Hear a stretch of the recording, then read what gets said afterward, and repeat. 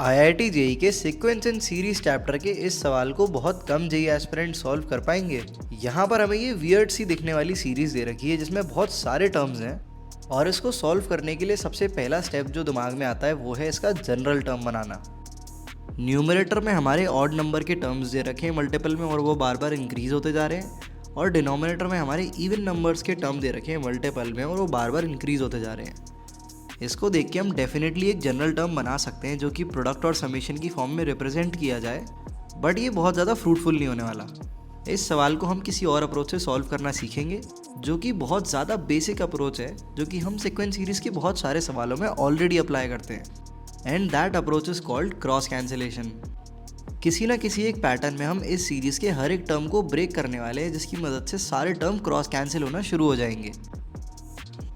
अब वो ब्रेक करने की जो आर्ट है वही इस सवाल का की एलिमेंट है। सबसे पहले वाले टर्म में हम 1 को 4-3 लिख लेंगे, और हमारे दूसरे वाले टर्म में 1 × 3 × 1 अगर हमें दे रखा है तो इस लास्ट वाले 1 को हम लिख लेंगे 6-5। और अगर हम पहले वाले टर्म को ब्रेक करें तो वो हमारा देखने में कुछ ऐसा आएगा। 4 को क्रॉस कैंसिल करेंगे तो अल्टीमेट एक्सप्रेशन हो जाएगा 1/2 - 3/2 × 4। और सेम चीज़ हम सेकेंड वाले टर्म के साथ परफॉर्म करेंगे and it will turn out to be 3/2 × 4 - 1 × 3 × 5 2 × 4 × 6। यहाँ पर हम क्लियरली ऑब्जर्व कर सकते हैं कि ये दो टर्म क्रॉस कैंसिल हो रहे हैं और 1/2 एज इट इज़ इंटैक्ट रह जाएगा।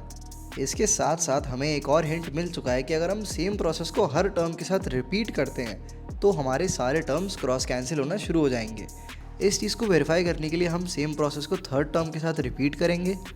यहाँ पर हमें 1 × 3 × 5 दे रखा है, इसमें हम मल्टीप्लाई करेंगे 8 - 7 का विच इज़ नथिंग बट 1, और फिर से इस टर्म को दो टर्म्स में स्प्लिट कर देंगे, जहाँ से एक टर्म हमारा बन के आएगा प्लस का 1 × 3 × 5 2 × 4 × 6। और अगेन हम देख पा रहे हैं कि जस्ट उसके लास्ट वाले टर्म के साथ क्रॉस कैंसिल हो जाएगा।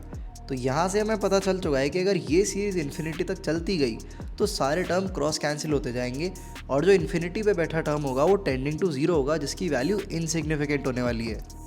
दैट इज़ वाई इस सीरीज़ की एक्चुअल वैल्यू हमारी 1/2 के बराबर होगी, and that's how this question was suppose to be solved. इस तरह के सवाल और उनकी कई सारी यूनिक अप्रोचेस जानने के लिए तुम हमारा प्रॉब्लम सॉल्विंग प्रोग्राम ज्वाइन कर सकते हो जिसका नाम SO60 है, और इस प्रोग्राम को अटेंड करने वाले बहुत सारे बच्चे लास्ट ईयर IIT और ISI जैसे कॉलेजेस में गए। और अगर इस कोर्स को एक्सेस करना चाहते हो तो चैनल की बायो में जाके जल्दी से चेकआउट करो, वहाँ पर तुम्हें लिंक मिल जाएगा।